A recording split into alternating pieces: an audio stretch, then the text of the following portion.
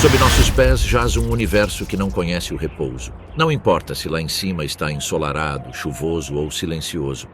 Não importa se o mundo humano está imóvel. Aqui embaixo, na fronteira entre a terra e a sombra, tudo se move. Tudo escuta, tudo caça e tudo pode morrer. Na vegetação rasteira, onde a luz chega fragmentada e o ar cheira a folhas úmidas e madeira velha, a vida não é medida em anos, é medida em segundos.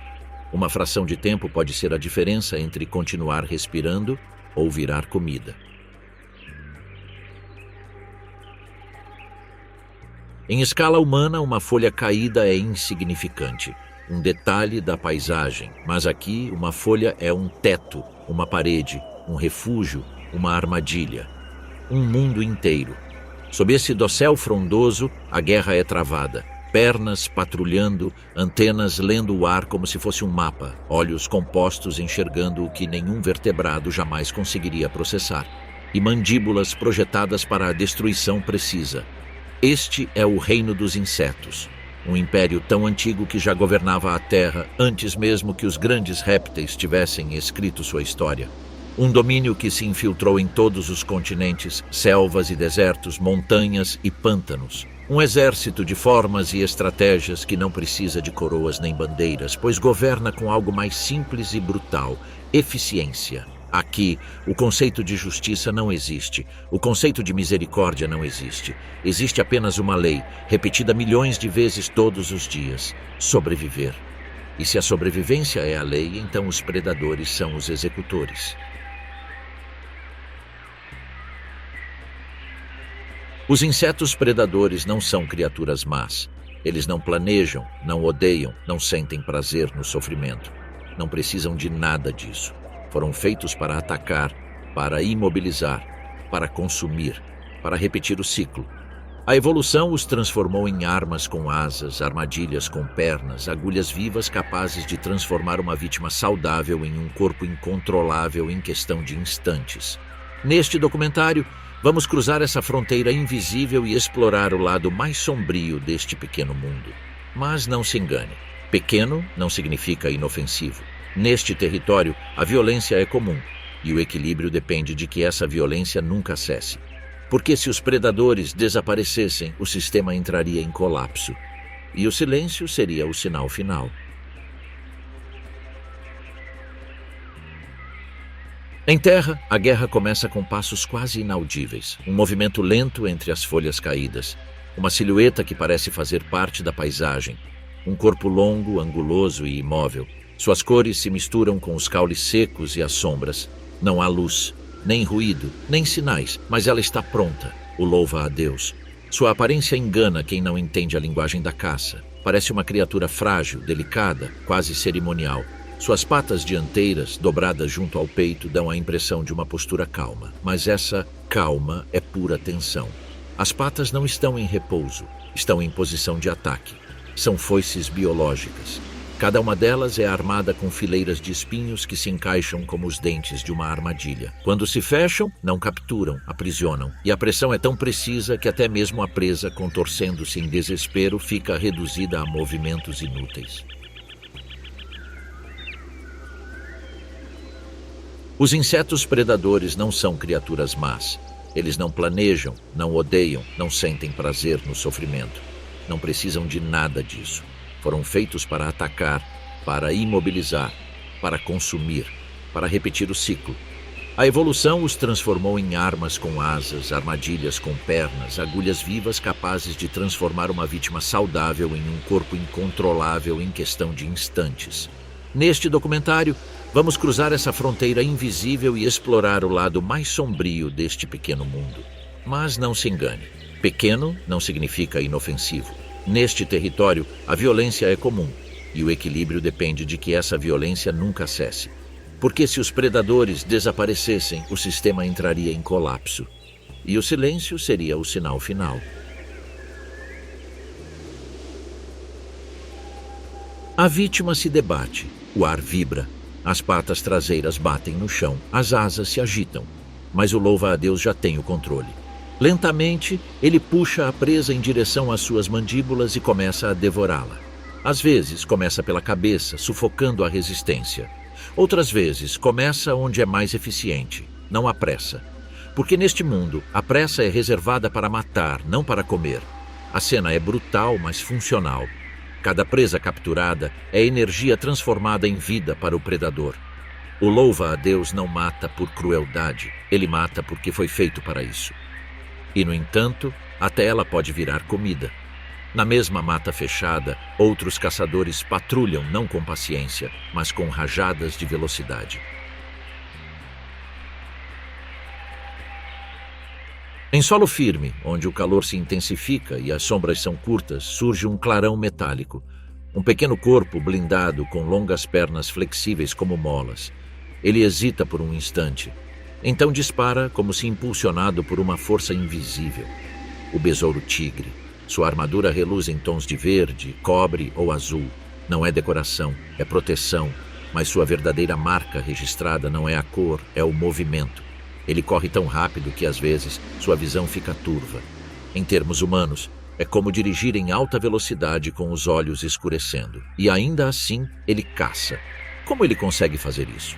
Acelera em rajadas. Avança em curtos impulsos para, por frações de segundo, recalcula a posição do alvo e acelera novamente. É um padrão espasmódico, quase violento, como se seu corpo estivesse prestes a se romper. A presa vê um clarão, não entende, tenta virar. O predador reaparece. Cada pausa é um ajuste, cada explosão de velocidade é uma sentença de morte. E quando finalmente alcança sua vítima, não há delicadeza. As mandíbulas do besouro-tigre são grandes, curvas, projetadas para perfurar e se fixar. Elas não agarram como pinças macias. Elas cravam como ganchos. O impacto é uma colisão. Um choque de quitina contra quitina, seguido pelo som seco do exoesqueleto cedendo. E então, como tantas vezes acontece neste mundo, a festa começa antes que a morte esteja completa. Mas o mais perturbador no besouro-tigre não é o adulto, é a sua origem. No subsolo, onde o mundo se torna escuro e estreito, crescem as larvas. Elas não se parecem com os adultos. São algo diferente. São armadilhas vivas. Cavernas com mandíbulas. Cada larva cava um poço vertical, uma toca perfeitamente funcional. E se instala na entrada com sua cabeça blindada para fora, como uma tampa. Do lado de fora parece uma rachadura, uma falha no solo, nada mais. Até que uma presa pise na borda. O ataque é vertical e brutal. A larva salta, agarra a vítima e arrasta-a para a escuridão. A presa desaparece na terra, como se fosse engolida por inteiro. E lá embaixo, longe de qualquer luz, o consumo ocorre em silêncio.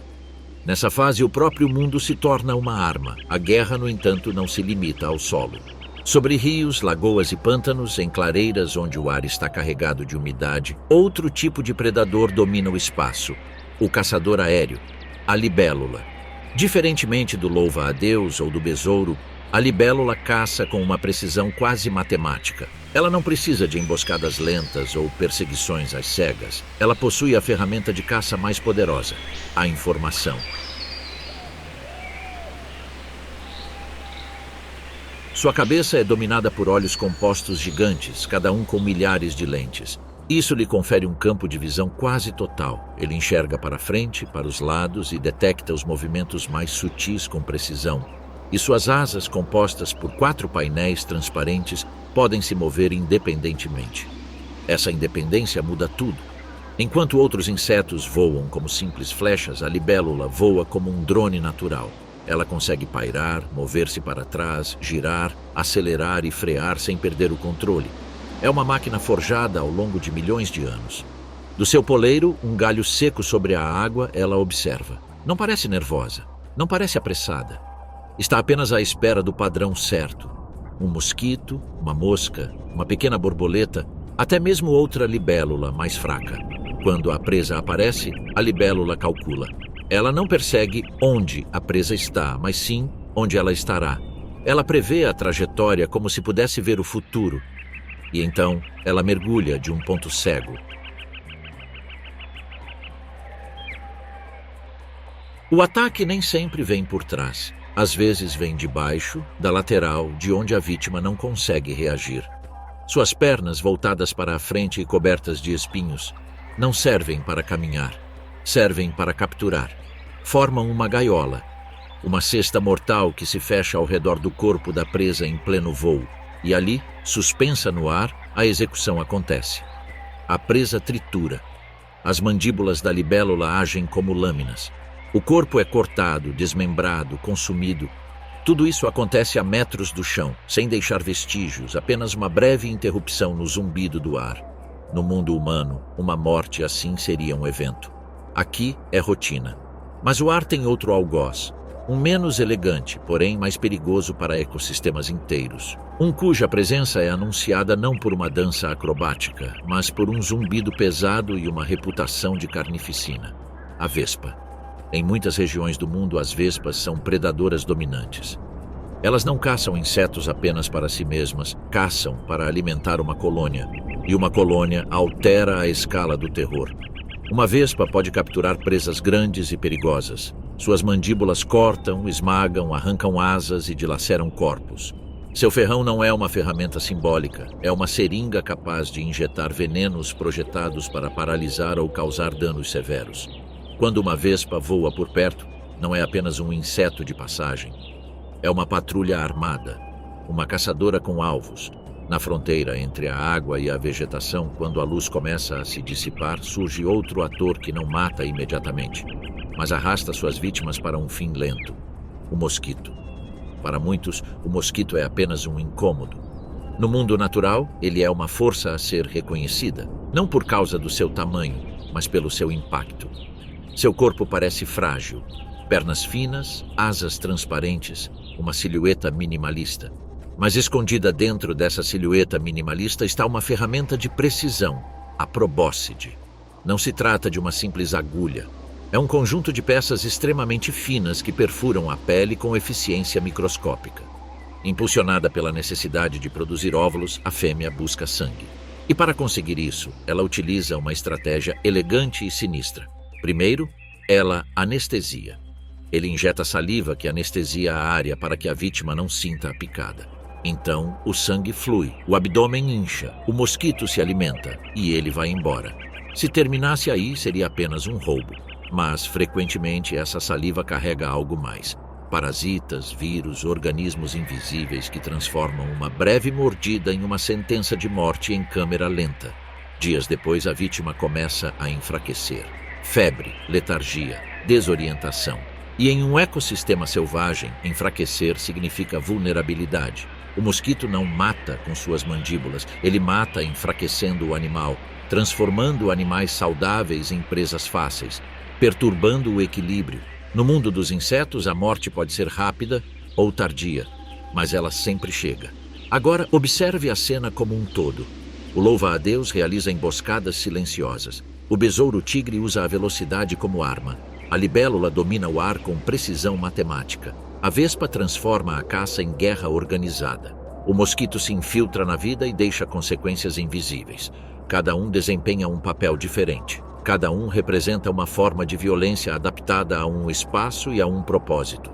Mas há um ator que merece atenção especial: o exército, as formigas. À primeira vista, uma formiga parece insignificante. Uma pequena operária, um corpo compacto, mandíbulas e antenas.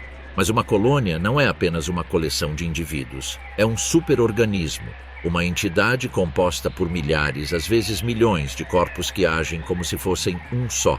No chão, uma coluna de formigas pode parecer uma estrada, mas é uma rodovia militar, uma rota de suprimentos, uma linha de conquista. Quando uma colônia decide atacar, não é uma caçada, é uma ocupação.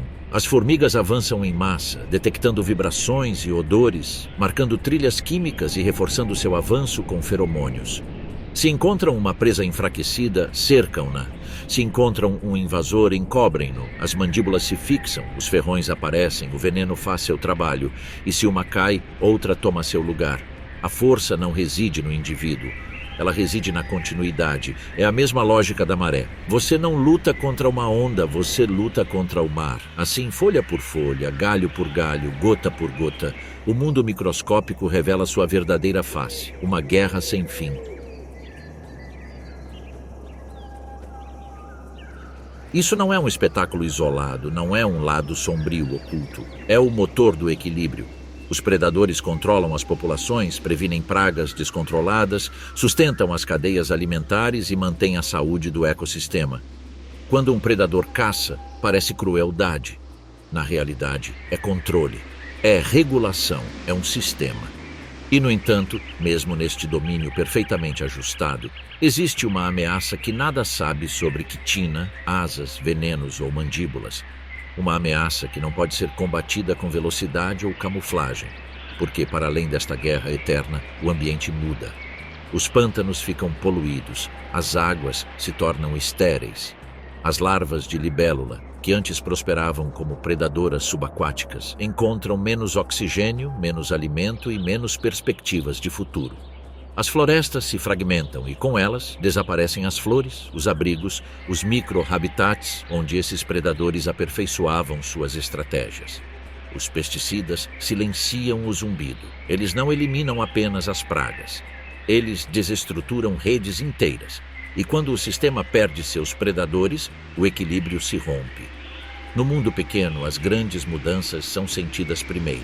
Mas, por ora, enquanto a noite cai e a vegetação rasteira escurece, o império continua vivo. As antenas seguem captando o ar. As asas continuam cortando a umidade. As mandíbulas continuam abrindo e fechando com precisão. A guerra continua. Porque este universo não precisa de luz para existir. Ele só precisa de movimento. E na próxima parte vamos entrar no território dos assassinos mais perturbadores. Aqueles que não apenas matam, mas controlam o corpo de suas vítimas, transformando-as em instrumentos e consumindo-as por dentro. Quando a noite cai sobre a vegetação rasteira, o campo de batalha não fica escuro. Simplesmente muda as regras. O silêncio se adensa, os sons se dissipam. A visibilidade se reduz a sombras indistintas, mas nessa penumbra, alguns predadores atingem seu potencial máximo. Aqui, a força bruta deixa de ser a principal ferramenta. A velocidade já não basta. Neste território, reina algo mais refinado, o veneno. O veneno é uma das armas mais antigas da vida. Muito antes de existirem garras gigantes ou presas afiadas como navalhas, a química já decidia batalhas. Uma gota invisível pode fazer o que a força bruta não consegue: paralisar, liquefazer, desligar sistemas inteiros por dentro. No mundo dos insetos, o veneno não apenas mata, ele controla, ele domina, ele humilha. E poucos representam esse poder com tanta nitidez quanto uma pequena figura escura, temida até mesmo por criaturas centenas de vezes maiores: a formiga-bala. No solo úmido da floresta tropical, onde a serapilheira se acumula em camadas e a luz mal penetra, patrulha um inseto que não precisa de números para impor respeito. Ao contrário de outras formigas, ele não marcha em colunas intermináveis, não depende da força coletiva. Ela prefere a solidão. Seu corpo é compacto e robusto, coberto por uma carapaça quitinosa escura que se camufla no solo. Mede apenas alguns centímetros, mas sua presença é suficiente para alterar o comportamento de animais muito maiores. Não foge, não se esconde quando desafiado. Mantém. A formiga-bala percorre seu território com uma determinação quase mecânica. Suas antenas se movem incansavelmente, lendo o mundo através de vibrações e sinais químicos. Para ela, o solo não é apenas terra. É um mapa vivo de informações, pegadas recentes, corpos próximos, presas em potencial. Ao detectar movimento, não ataca imediatamente, diminui a velocidade, ajusta o ângulo, torna-se uma sombra entre sombras. E quando ele decide agir, não admite erros. Suas mandíbulas se fecham sobre a presa com força brutal, imobilizando-a. Mas esse não é o fim, é o começo. Da ponta do abdômen emerge sua verdadeira arma, um ferrão longo e rígido, perfeitamente projetado para penetração. Não é uma ferramenta defensiva simbólica, é uma adaga química. A picada ocorre em uma fração de segundo. O veneno entra no corpo da vítima e desencadeia o caos. Não se trata apenas de uma simples toxina paralisante. É uma substância que engana o sistema nervoso, enviando sinais de dor extrema, uma descarga constante e implacável. Para animais de grande porte, o efeito é devastador. Para presas pequenas é fatal. O corpo entra em convulsão, os músculos se contraem incontrolavelmente, a coordenação desaparece. A presa permanece viva, mas incapaz de escapar. Nesse estado, a formiga procede com frieza absoluta. Ela desmembra, ela transporta, ela consome. Mas a formiga-bala não usa seu veneno apenas para caçar. Quando um intruso invade seu território, um mamífero curioso, um réptil desavisado, a formiga não recua. Ela emite um som de alerta, um ruído estridente produzido pelo atrito de partes do abdômen. É um sinal claro: recue ou sofrerá as consequências. Alguns ignoram a mensagem, e então uma criatura minúscula se torna o foco da dor de um animal gigante. Uma única picada é suficiente para provocar uma reação imediata: gritos, espasmos, fuga desesperada. O território está demarcado. Este é o tipo de poder que não se mede pelo tamanho, mas sim pelo efeito. Mas a formiga-bala não é a única a usar a química como arma. No deserto, na selva, na vegetação rasteira seca, outro predador aperfeiçoou uma técnica ainda mais perturbadora. Uma que não só mata, como transforma o corpo da sua presa em alimento líquido: o percevejo assassino. À primeira vista, o percevejo assassino não inspira respeito. Seu corpo é alongado, suas pernas finas, seus movimentos lentos. Não parece um caçador poderoso. Mas essa impressão não dura muito. Seu rosto esconde uma das armas mais sinistras do mundo dos insetos: um bico rígido e afiado, dobrado sob a cabeça como uma adaga pronta para ser usada. O percevejo não corre, ele não ataca, ele se aproxima. Ela detecta suas presas por meio de vibrações e vestígios químicos: uma lagarta se movendo para frente, um besouro distraído, uma aranha imóvel. Qualquer coisa pode se tornar um alvo. A abordagem é meticulosa. Cada passo é calculado. Ela para, ela avança, ela para novamente. Reduz qualquer ruído, utiliza sombras, utiliza irregularidades no terreno. A presa não percebe nada. Quando a distância é mínima, o percevejo ataca com precisão cirúrgica. Suas patas dianteiras agarram o corpo da vítima e, no mesmo instante, seu bico se desdobra e perfura um ponto vulnerável do exoesqueleto. A primeira injeção não mata, isso paralisa. O sistema nervoso entra em colapso.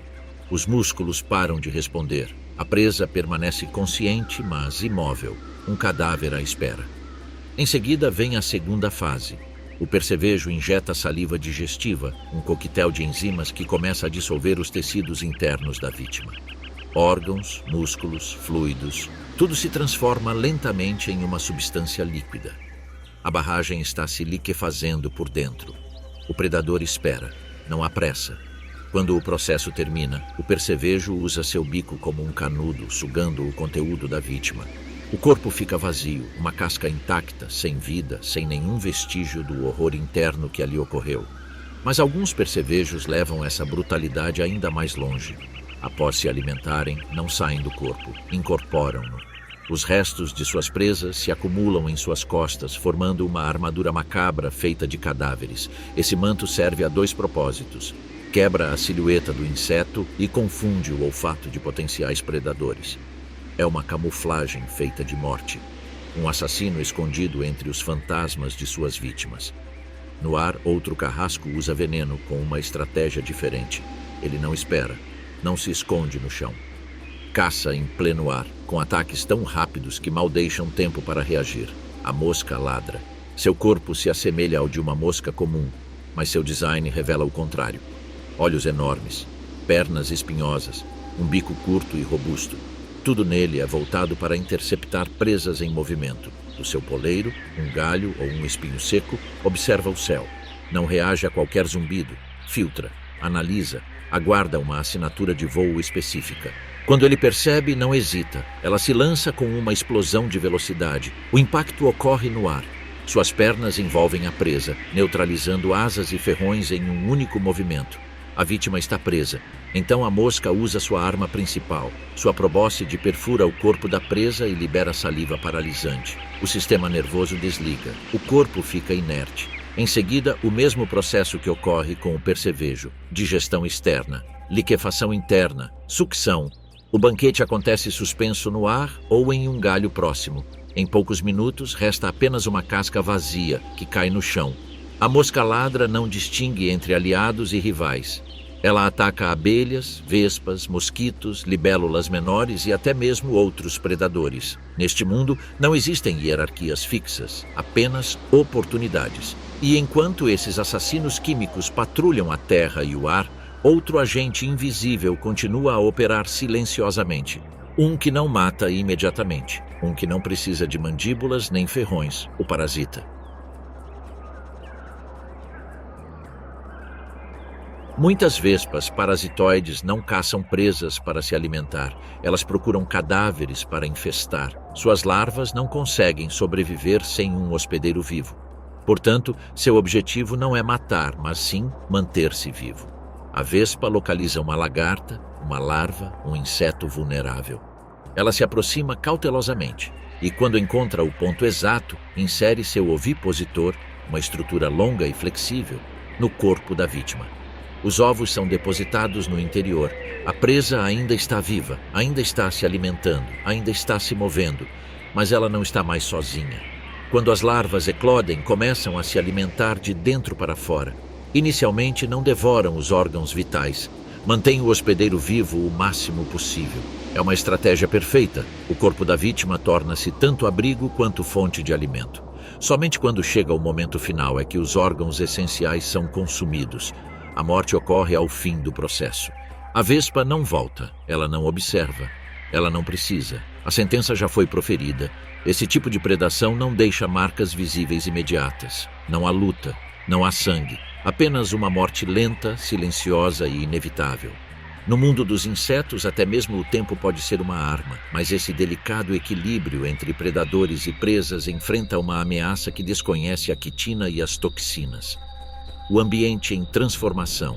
Os pesticidas não distinguem entre pragas e predadores. A água contaminada não afeta apenas uma espécie. Solos degradados eliminam tocas, abrigos e microecossistemas inteiros.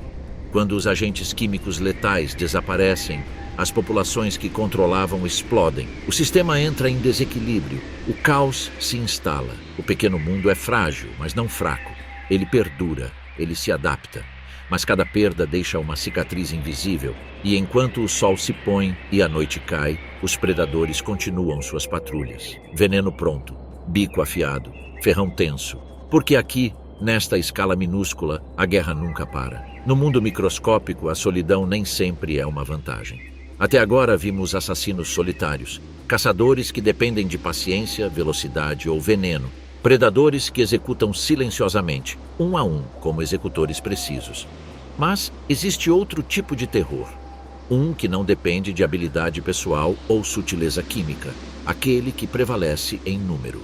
Quando a morte deixa de ser um ato isolado e se torna um fenômeno coletivo, todo o ecossistema é abalado. Aqui, a predação não é mais uma emboscada, mas sim uma invasão. Na natureza, poucas forças são tão devastadoras quanto um enxame coordenado. Ele não pensa como um indivíduo, não hesita, não para diante da dor ou da resistência. Avança como uma única entidade, uma massa viva guiada por impulsos químicos e sinais invisíveis. Um superorganismo. E entre todos os exércitos do mundo dos insetos, existe um cuja reputação atravessou continentes e gerações. As formigas. À primeira vista, uma formiga é insignificante. Um corpo pequeno e segmentado, mandíbulas funcionais, antenas inquietas. Mas essa percepção é um equívoco perigoso, porque uma formiga não existe sozinha. Ela existe como parte de algo muito maior. Uma colônia não é um grupo, é uma mente distribuída. Um organismo fragmentado em milhares de corpos. Cada indivíduo desempenha uma função específica. Trabalhadores, soldados, exploradores. Nenhum age por vontade própria. Todos respondem a um sistema de comunicação química tão eficiente que supera qualquer estrutura humana em velocidade de resposta. No chão da floresta, um explorador avança. Suas antenas roçam o solo, detectando vibrações e moléculas suspensas no ar. Ele não está apenas procurando comida para si mesmo, está buscando oportunidades para toda a colônia.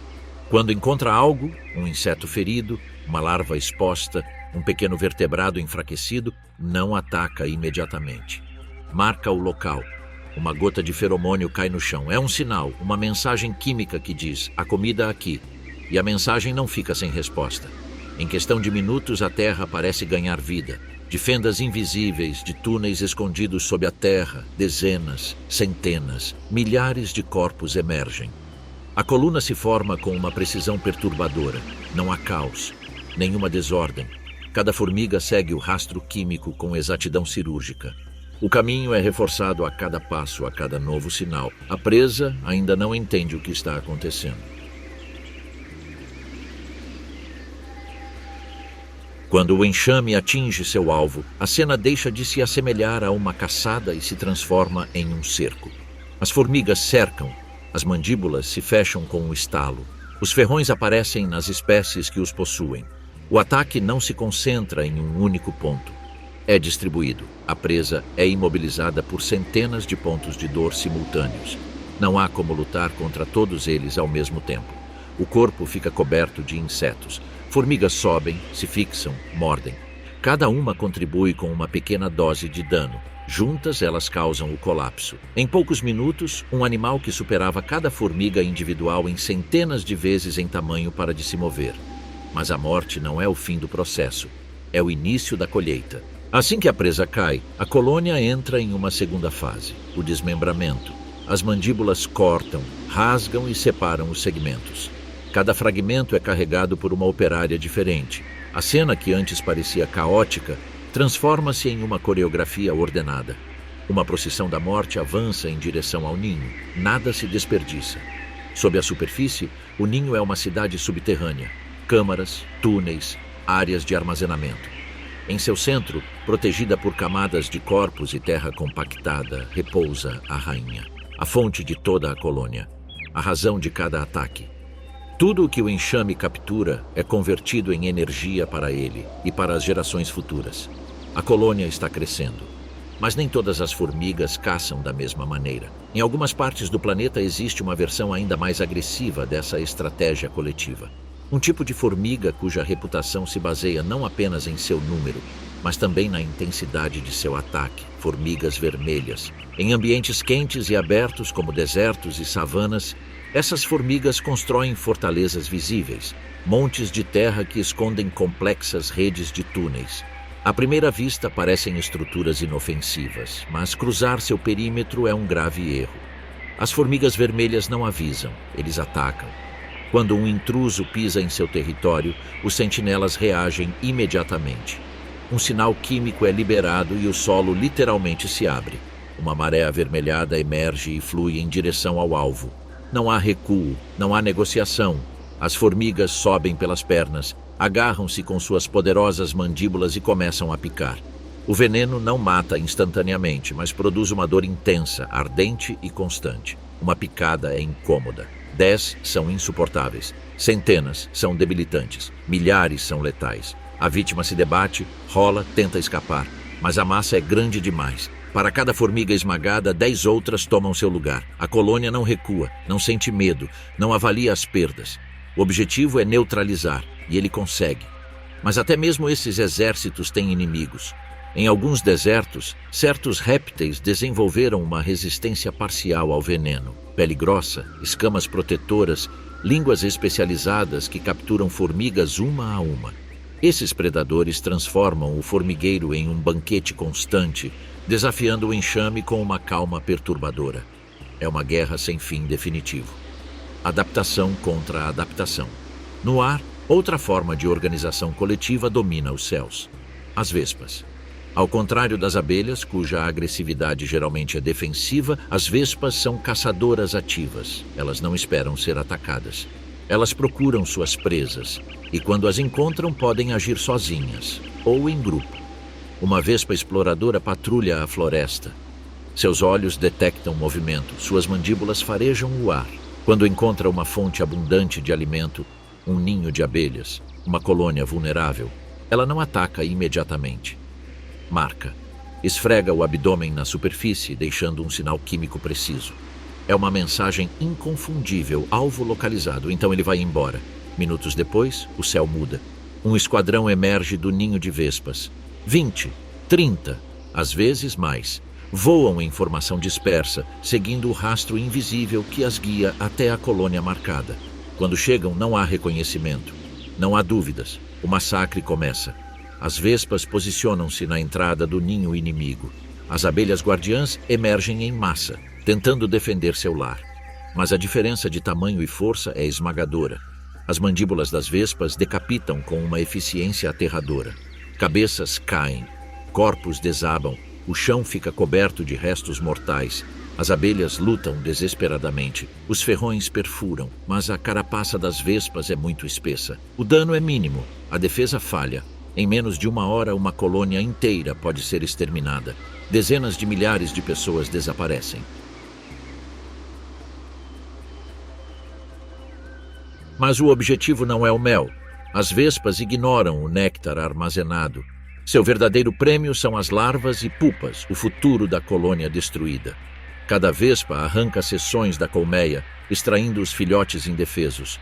Ela os carrega de volta para seu próprio ninho, onde servirão de alimento para suas larvas. É um saque total. Mesmo assim, nem mesmo esses tiranos organizados são invencíveis. Algumas aves especializadas desenvolveram defesas contra suas picadas. Penas grossas, escamas e técnicas para desenterrar ninhos e devorar larvas. Para essas aves, a vespa não é rainha. É uma presa perigosa, mas lucrativa. A cadeia alimentar sempre encontra uma maneira de se equilibrar. Mas nem toda organização coletiva se baseia na força ou nos números. Em alguns insetos, a cooperação assume formas mais sutis e perturbadoras. Existem espécies que não caçam juntas, mas cujos ciclos de vida são sincronizados de tal forma que seu impacto coletivo é devastador. Gerações inteiras emergem ao mesmo tempo, saturando o ambiente, esgotando recursos e desestabilizando ecossistemas inteiros. Quando milhões aparecem de uma só vez, até mesmo os predadores ficam sobrecarregados. No entanto, mesmo esse aparente caos tem uma função. Ele controla as populações, ele regula os ecossistemas, ele força outros predadores a se adaptarem, a diversificarem suas dietas, a evoluírem. O mundo dos insetos não é anarquia, é um sistema brutalmente eficiente, mas esse sistema não é invulnerável. Quando o ambiente muda muito rapidamente, a organização deixa de ser uma vantagem. Pesticidas, destruição do habitat, fragmentação do solo. Um ninho que leva anos para ser construído pode desaparecer em minutos. E quando uma colônia entra em colapso, não são apenas os indivíduos que morrem. Uma função ecológica deixa de existir. Sem formigas, os detritos se acumulam, as pragas se proliferam, o solo perde a aeração. Sem vespas, certas populações ficam descontroladas. Sem enxames, o equilíbrio é perturbado. A violência organizada, por mais brutal que possa parecer, é uma parte fundamental do sistema. Enquanto isso, nas sombras da floresta e sob o implacável sol do deserto, os exércitos continuam sua marcha. Colunas invisíveis cruzam territórios. Esquadrões alados decolam em busca de novos objetivos. A guerra não precisa de descanso, porque neste mundo a morte não é um acidente, é um processo. Na guerra do mundo microscópico, nem todos os assassinos recorrem à força, à superioridade numérica ou ao veneno imediato. Alguns preferem algo muito mais perigoso, o engano. Enquanto exércitos avançam e predadores químicos executam sentenças invisíveis, existe outra elite silenciosa. Caçadores que não perseguem, não investem, não atacam em massa. Caçadores que transformam o próprio ambiente em arma. Aqui, a morte não foge, a morte espera. Na selva, no deserto, em clareiras ensolaradas ou na penumbra úmida da vegetação rasteira, existem formas que parecem não ter vida, folhas que não se movem, flores que não murcham, galhos que não se quebram ao vento. Mas alguns deles estão observando. E quando o momento chega, a paisagem se estilhaça. Dentre todas as criaturas que aperfeiçoaram a arte do engano, existe uma que se tornou o símbolo absoluto da emboscada, um escultor da paciência. Um executor imóvel. O louva-a-Deus. Mas não qualquer louva-a-Deus. O louva-a-Deus flor. Nas florestas tropicais do Sudeste Asiático, onde as flores competem para atrair todos os polinizadores, existe uma criatura que decidiu não imitar o ambiente, mas superá-lo. A louva-a-Deus flor não se esconde como uma folha seca, não se disfarça de galho morto. Sua estratégia é mais ousada, mais perversa. Isso se torna algo desejável. Seu corpo assume tons de branco, rosa e amarelo. Suas patas traseiras se alargam em lóbulos que replicam a forma e a textura de pétalas reais. Sua postura, seu suave balanço na brisa, sua imobilidade calculada, tudo é projetado para enganar. Para um inseto polinizador, este louva a Deus não representa uma ameaça, é uma promessa. Abelhas, moscas e borboletas se aproximam, atraídas pela cor, pela forma, pela ilusão de néctar. Elas não detectam feromônios de perigo, não percebem as vibrações de um corpo vivo, elas veem uma flor perfeita. O louva a Deus não se move, não traz sua natureza. Pode permanecer assim por horas, dias, se necessário. Sua paciência é absoluta. Quando a presa entra no alcance exato, o engano é quebrado. Em menos de 1/100º de segundo, as patas dianteiras disparam. Os espinhos se fecham ao redor do corpo da vítima. Não há tempo para fugir. Nenhum grito, nenhuma reação. A flor se transforma em uma armadilha. A presa ainda está viva quando é lentamente trazida em direção ao louva a Deus. O louva a Deus não tem pressa, mastiga calmamente. Muitas vezes começa pela cabeça, silenciando qualquer tentativa de resistência. O contraste é brutal, beleza e violência coexistindo no mesmo corpo. Mas o engano não termina com a caçada. Nessa espécie, até mesmo a reprodução é uma extensão da predação. Quando chega a época de acasalamento, o ar se enche de sinais químicos. Os machos, muito menores e mais frágeis, respondem ao chamado. Eles conhecem o risco. Mas o instinto é mais forte que o medo. A aproximação do macho é uma dança de pura tensão. Ele se aproxima com extrema cautela por trás, calculando cada movimento. Um único erro significa virar comida antes de concluir a missão. Se ele conseguir montar a fêmea sem ser detectado como presa, a cópula começa. Mas o perigo não desaparece. Frequentemente a fêmea ataca durante ou após o acasalamento. Ela decapita o macho e o devora, não por crueldade, mas por eficiência. Esse alimento extra fornece a energia necessária para produzir ovos saudáveis e em grande quantidade. A vida do macho se torna combustível para a próxima geração. Neste mundo, até o amor é letal. Mas o louva a Deus flor não é o único mestre do engano. Em regiões mais secas, onde a vegetação é escassa e a camuflagem precisa ser perfeita, outro caçador adota uma estratégia diferente. Ele não se torna atraente, ele se torna invisível. O louva a Deus do deserto. Seu corpo apresenta tons de verde opaco, marrom terroso e cinza empoeirado. Cada segmento imita caules secos, folhas murchas e restos de plantas. Não se parece com um inseto. Parece parte do solo. Ela não se esconde atrás do que a rodeia. Ela se torna parte dele. Este louva a Deus consegue permanecer imóvel por horas sob o sol escaldante. Sua cabeça triangular gira lentamente, examinando o espaço com olhos que calculam a profundidade com precisão estereoscópica. Não segue a presa, deixa que ela venha até ele. Um gafanhoto avança pelo mesmo galho. Um inseto herbívoro distraído se aproxima. O louva a Deus não se enrijece, não demonstra nenhuma antecipação, permanece imóvel, até que a distância seja reduzida o suficiente. O ataque é um dos mais rápidos do reino animal. As patas dianteiras se fecham como guilhotinas vivas. A presa é empalada nos espinhos. A execução começa. Mas até mesmo esses assassinos perfeitos têm inimigos. Pássaros, répteis, morcegos. Alguns aprenderam a reconhecer o engano. Quando o louva a Deus é detectado, sua estratégia muda. Ele abandona a imobilidade e adota uma postura intimidadora. Levanta as patas, abre as asas exibindo cores brilhantes, tentando parecer maior e mais perigoso. É uma aposta desesperada. Às vezes funciona, às vezes não. Mais abaixo, outro assassino usa o engano de uma maneira ainda mais perturbadora. O inseto vermelho assassino. Essa criatura não apenas mata. Ela usa os corpos de suas vítimas como parte de sua camuflagem. Após liquefazer e sugar as entranhas de sua presa, ela não descarta o exoesqueleto. Ele o guarda. Os restos mortais se acumulam em suas costas, formando uma armadura grotesca feita de cadáveres. Visualmente, parece um monte de lixo. Ao olfato exala um cheiro de morte antiga, confundindo predadores que caçam pelo faro. É uma camuflagem construída a partir das memórias de seus crimes.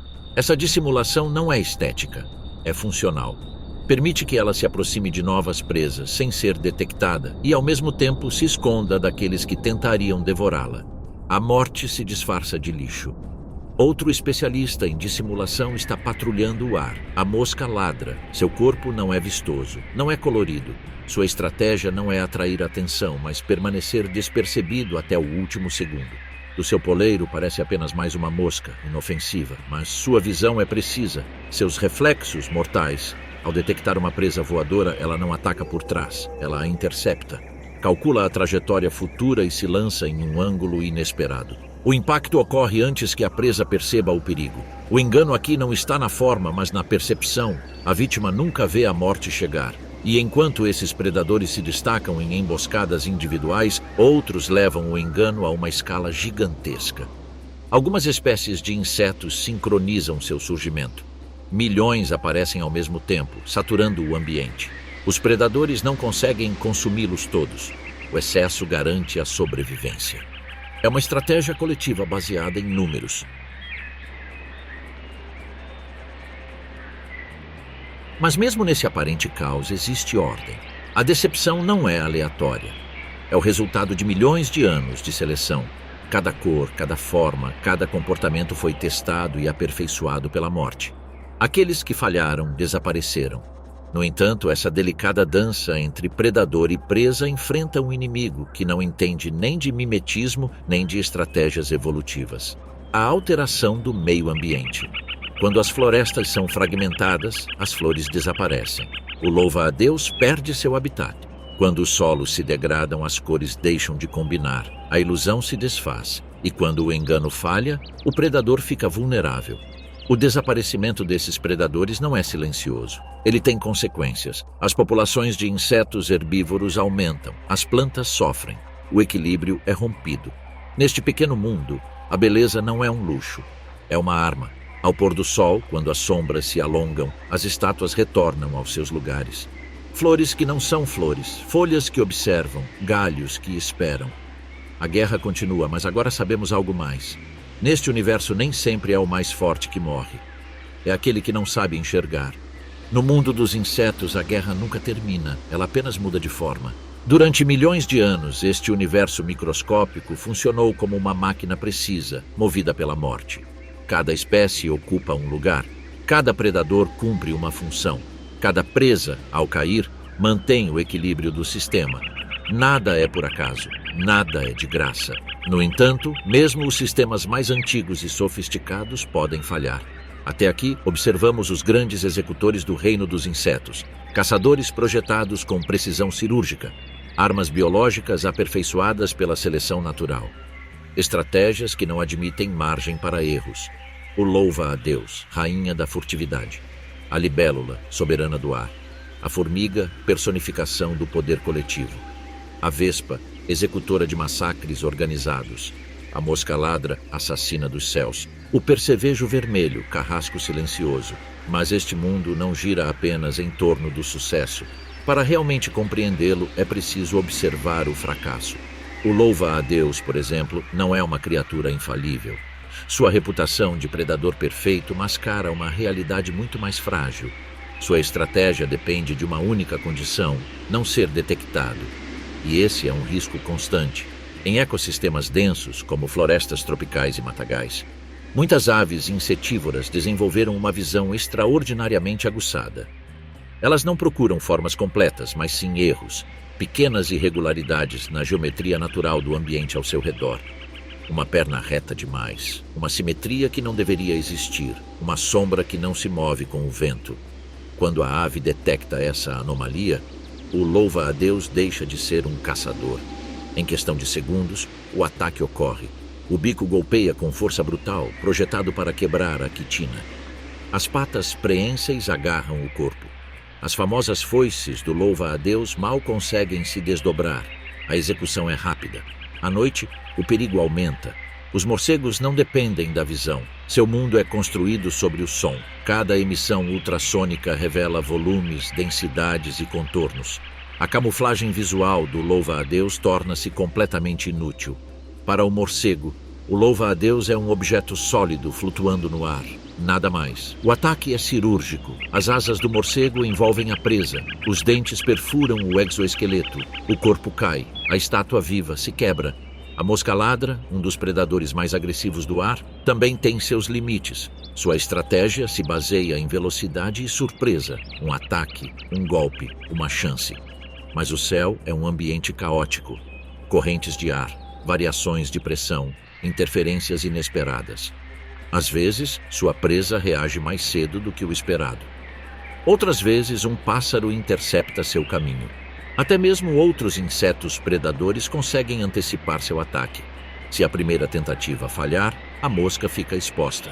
E ele morre. A libélula, símbolo do domínio aéreo, também não está imune. Suas asas, embora poderosas, são estruturas delicadas.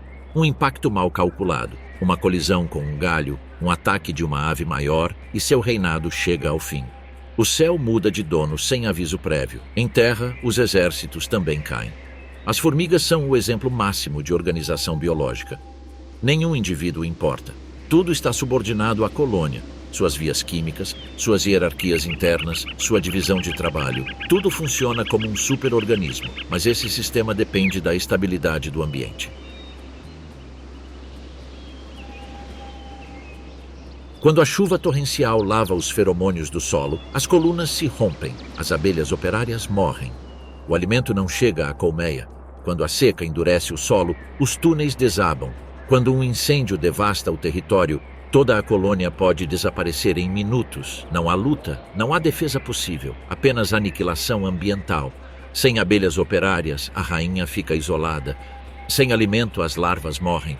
A colônia deixa de existir sem que nenhum inimigo direto tenha atacado. Um império desaparece sem deixar testemunhas. As vespas gigantes, predadoras de topo do mundo dos insetos, também não são invencíveis. Seu poder depende do ninho, aquela fortaleza de papel e madeira onde a próxima geração é gestada. E alguns inimigos aprenderam a atacar ali mesmo. Aves especializadas, com plumagem espessa e resistência a picadas, escavam, destroem e saqueiam os ninhos. As larvas indefesas são devoradas uma a uma. A linhagem está se extinguindo. O tirano ficou sem herdeiros. Até agora, tudo segue a lógica natural. Predadores sucumbindo a outros predadores. Estratégias falhando. Ambientes mudando gradualmente. Mas agora surgiu uma força completamente diferente. Uma espécie que não participa da cadeia alimentar. Uma espécie que não responde à evolução. Rios e pântanos ficam poluídos. Produtos químicos alteram a composição da água. Os níveis de oxigênio diminuem. As ninfas de libélula que vivem meses ou até anos debaixo d'água morrem antes de completar seu desenvolvimento. O ciclo de vida é interrompido. As florestas estão se fragmentando. O desmatamento elimina as flores específicas que algumas louva-a-Deus usam para camuflagem. Sem orquídeas, a louva-a-Deus florida fica exposta. Sua camuflagem deixa de funcionar. A fome torna-se constante. O uso massivo de pesticidas não faz distinção entre espécies. As toxinas se acumulam no solo, na água, nas plantas. Predadores e presas morrem da mesma forma. A guerra deixa de ser regular, começa a destruir. Quando os predadores desaparecem, o ecossistema não se torna pacífico, torna-se instável. As populações de insetos herbívoros se multiplicam descontroladamente. As plantas são devoradas, as colheitas são perdidas. Doenças transmitidas por insetos se espalham. A ausência de caçadores é mais perigosa do que a sua presença. O mundo dos insetos é um reflexo de todo o planeta. Sua saúde indica o estado do sistema global. Quando o zumbido diminui, não é sinal de alívio, é um aviso. E, no entanto, este universo não desiste facilmente. Em regiões remotas, longe da intervenção humana, a guerra continua como sempre. Louva-a-Deus, ainda aguardam imóveis por horas. Formigas ainda marcham em colunas intermináveis. Libélulas ainda patrulham os céus. A vida persiste. Cada inseto nasce sozinho, sem proteção, sem aprender. Desde o primeiro instante precisa sobreviver ou morrer. Não há moralidade, não há escolha. Somente função. Essa brutalidade não é um defeito. É o motor que mantém o equilíbrio. Eliminar predadores não traz a paz. Isso leva ao colapso, porque sem caçadores não há controle. Sem controle não há equilíbrio. E sem equilíbrio, a vida como a conhecemos desmorona. Sob nossos pés, acima de nossas cabeças, em folhas que ignoramos e em águas que não podemos ver, uma guerra constante é travada. Uma guerra invisível, silenciosa, mas absolutamente necessária. Cada louva-a-Deus imóvel, cada formiga avançando, cada libélula cortando o ar. Eles são engrenagens em uma máquina viva. O dia em que o zumbido desaparecer completamente, isso não significará calma. Isso significa que algo fundamental se rompeu. Este era o mundo dos predadores no reino dos insetos. Um universo brutal, fascinante, essencial. E embora muitas dessas batalhas ocorram longe de nossa vista, suas consequências alcançam todos os cantos do planeta. Na próxima vez que você ouvir um zumbido, não ignore isso. É o som do equilíbrio lutando para sobreviver.